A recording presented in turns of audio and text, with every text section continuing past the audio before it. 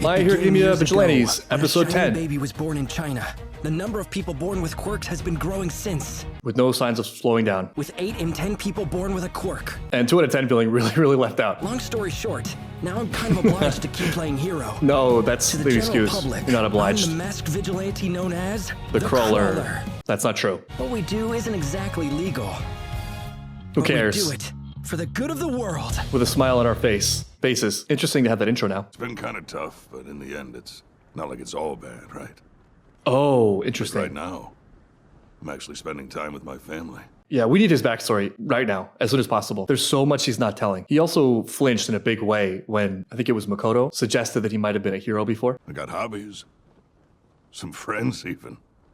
It's very strange hobbies and strange friends. I never had before. I just had a weird thought come up of like, how would Endeavor take it if for one reason or another he lost his hero license or was unable to do work as a hero for some reason? Would that be a death sentence? And I guess that relates to a bigger thing I've been thinking about a lot, just due to circumstances and also coming out of Assassination Classroom. I had a very long conversation today with a friend about how some people seem destined to be lucky. Speaking of umbrella terms, where we just put too many multifaceted, varied things under the same term, much start confusion. There are definitely freak things that happen, but sometimes a mistake is some things that seem like luck are really just things we don't understand the causes for. And if there's someone who continuously wins and succeeds, could just be total freak chance again and again. But more likely there's an underlying set of processes that are harder to identify. And from that video that I was thinking like, it actually doesn't really make any sense to think about the concept of luck so much or think about that as a categorical thing. Maybe what actually matters more is the age-old thing of like the things you can change and the things you can't. I wouldn't know how to quantify this, but just for argument's sake, let's say out of the things that occur in your life, 0.01% of that are things that are actually directly in your control or are actionable. In a certain way of looking at it, it's only really that 0.01% you should be thinking about. And the more you think about the 0.01%, the more chance you have of becoming 0.02% and so on and so forth. To complain, to lash out at the world, to think things are unfair, to spend a lot of time dwelling on the fact that you've been dealt a bad hand, all of that raises that actionable portion by exactly 0%. There's nothing that does at all. There's something in there that's really beautiful to me. It's like pulling back consciousness almost or agency or something, fate, destiny from like a cold, hard material universe. Whereas dwelling on the uncontrollable element of it, that is like giving it back. There's a great speech about this in Assassination Classroom that I just watched of like, you're going to hit obstacles, but it doesn't really change the focus. The point is to sharpen your weapons, which can include your mindset, your framework, as much as possible so that you're building someone who can continue going and iterating and surviving, maybe even thriving throughout the uncontrollable. I'm way over extrapolating from this scene, but I think so far Knuckle has actually been a great avatar of that. Like the speech he gave in one of the early episodes of like, you just do what it is you need to do. Obviously something really terrible happened to him. He has no powers. He's not recognized as a hero and, you know, sort of sweeping the gray area of his behavior under the rug. He's making a choice and here he is talking about it's not all that bad and here's the silver lining. Whereas I can imagine other characters like Endeavor, at least early Endeavor, just completely losing his crap about whatever it was that happened that took him out of the running. If I regret anything,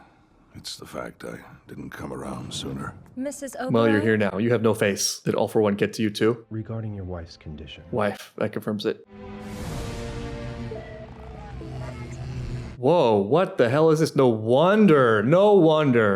It was you? You did this to his wife?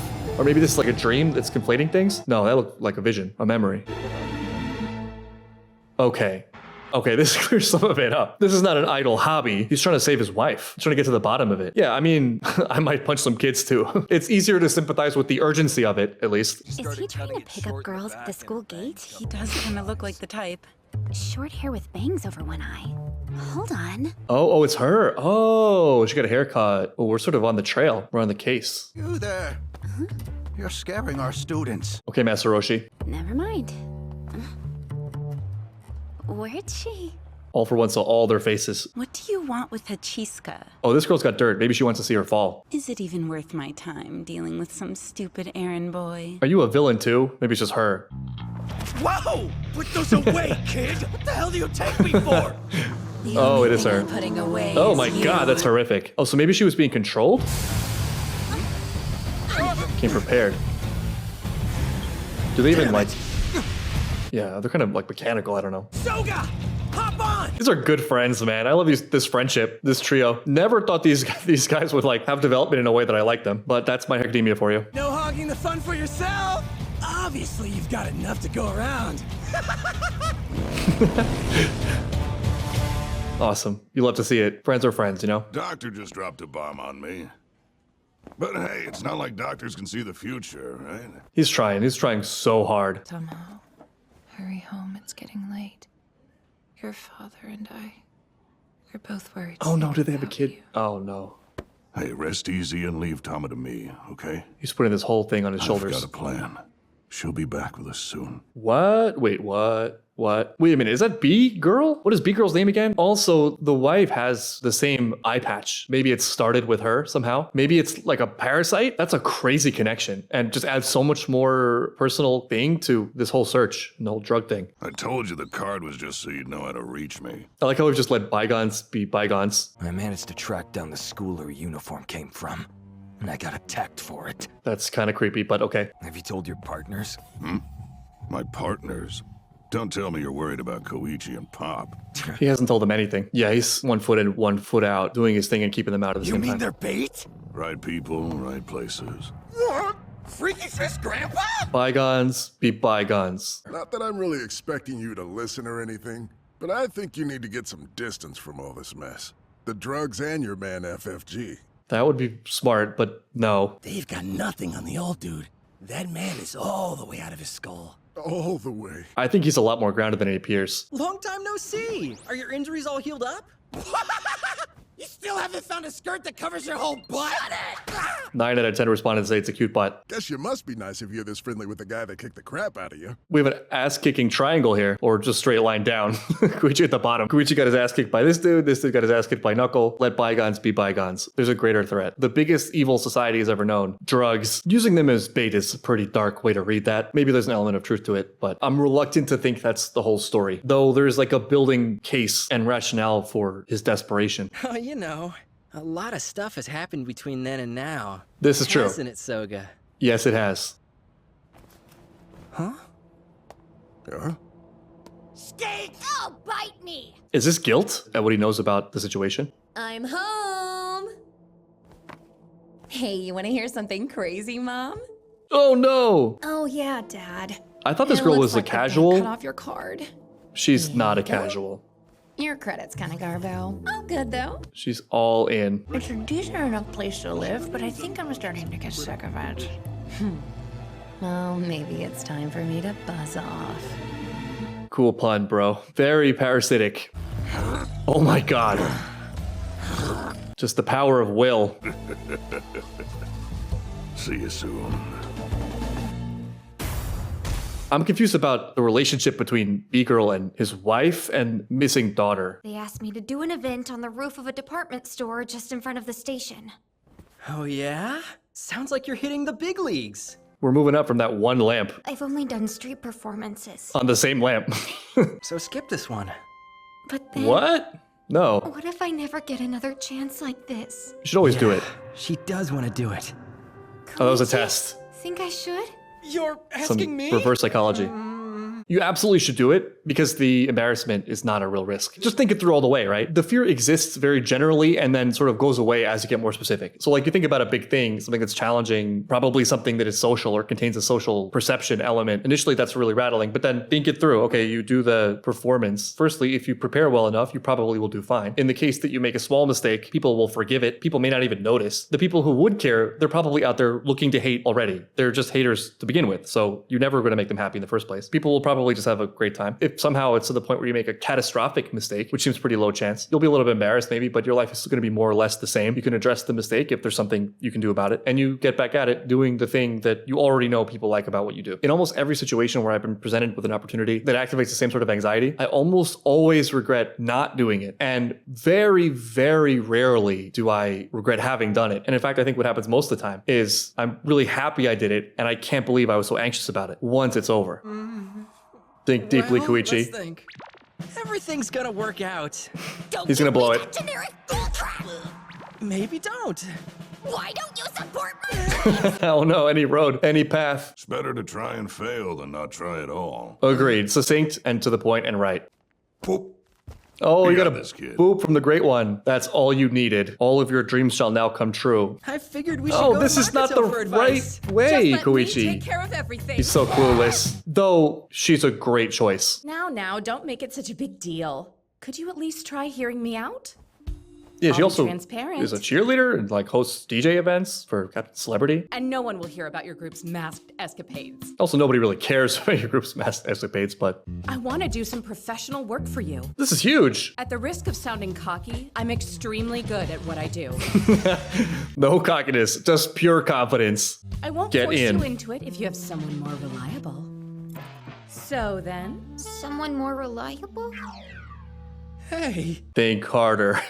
Keep looking. My other options all suck. you can say that again, girl. Yeah, man, Koichi just gets dragged episode to episode by his friend, his mom, his love interest, society, his neighborhood. 10 out of 10 respondents say Koichi is creepy. 99 out of 100 college girls say Koichi is a pervert. They're also opening up a food court on the rooftop with the show.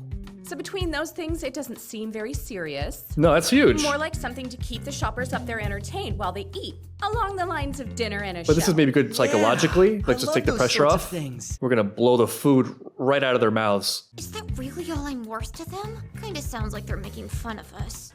You should still do it. Then how about we up the ante? Yeah, and show that's those what I'm saying. organizers what you can do. Blow food right out of their mouths. Gigantification, flight, and crab cook in one? That's terrifying! They're really leaning into the ridiculousness of the quirks thing, which I love. There's another villain we can eat. Oh, look who it is! A man's dedication can be seen in the shining trail in the sky as he saves the day. Captain Celebrity here. Speaking of really trying. Hell yeah! Blessed out the taiko drums. Yeah. Hi, guys. Yeah, the taiko drums. Captain Celebrity really turning it around in a very cultural way. Our insurance should be covering that. I've been helping them with the reconstruction, okay? As we're speaking, I've even been blackmail. helping the Narahata area with another incident plaguing them. What more could you possibly want from me? Everything. Always room for more. Damn, Kudo's kind of savage. Tell me all about it later. Thanks so much, sir. I'll make the arrangements. He doesn't know what he's signing up for. I'm calling to offer a proposal in support of your already upcoming project. I'm not requesting any performance fee. We're be getting paid to CC. more than we bargained for, maybe. Some opportunism here, perhaps. So I'm wondering if you'd be open to some adjustments regarding the venue. She's Our agency good. would be happy to lend a hand with equipment and staffing. She's good. Yeah, right? As a rep of Captain Celebrity, I have an interest in seeing this show work out too. So let's make this a performance they'll never forget. We should maybe start practicing. He wants the show's centerpiece to be a bunch of young local talent singing the Marokane department store theme song. Oh, we gotta get corporate with it. What are we watching right now? Sings in a foreign language. I love that. Reminds me of commercials back when I was a kid. This song is so sophisticated. Simple yet nails its message. Oh, I'm glad we like it. I'll get things started with the other ensemble members and work out any deets with the store. I mean, this all seems sort of irrelevant anyway, because it's probably going to be interrupted by a villain. It's like nothing can happen in this world without being interrupted by a villain. Even my beloved school festival was interrupted by a villain, or would have been, if not for some real heroism. Even so, this is still the event of the century! The century? I don't know. I mean, I got big news for you from the main show. There are some slightly bigger events on the horizon. Sorry, the pressure's really getting to That's a lot of her. pressure, honestly. There's no need to freak yourself out. I feel like half of it is Everything just will getting work on out, so stage try and relax. after practicing. Me generic. That's pattern A. Most of the difficulty is like the anticipation of the thing, and then the thing itself, assuming there's bare minimum of preparation. It just goes the way it goes. Like most people don't care. My father's a pianist, and like for as long as I've known him, he'll finish a performance agonizing over like the one mistake he made. Meanwhile, no one in the audience, or maybe one person in the audience, knew there was even a mistake because it's piano and you hit the keys 40,000 times. So you can get one wrong, and it's all right. But then I also wonder if that isn't part of the process, right? Like if that's the standard, if that's the expectation, maybe that's part of what fuels the drive to get that good in the first place. There are some weird, sometimes counterintuitive trade-offs there. It's not clear if it's good or bad or whatever. It's a mix of a lot of things. Whenever I've had a new job in the past, I always spend the first 2 weeks feeling like I'm going to get fired at any moment for not being capable enough. And I got fired once for talking too much. But then most of the jobs I've worked, I have an anticipation that I'm doing a terrible job, and then I get great reviews. It would be really useful to channel this energy into rehearsal. Wow, they're making it a whole thing. That ought to be fun. Yeah, villain attacks, etc. Never mind. Maybe it sounds boring. Who cares? What was that? Some weird mind control stuff? Maybe she's being parasitized too. Maybe this is something that jumps from host to host. I've been looking all over for you lately. I meant to ask, one of our friends hasn't been coming to school recently. Any idea where she might have went? Nah. No clue. Well, I mean, not if you don't call her by name. Any idea where who went? One of our friends is not specific. I guess that was just for the audience's sake because we don't know their names. How was I supposed to answer your question? There you are. Glad to see you're still buzzing around town.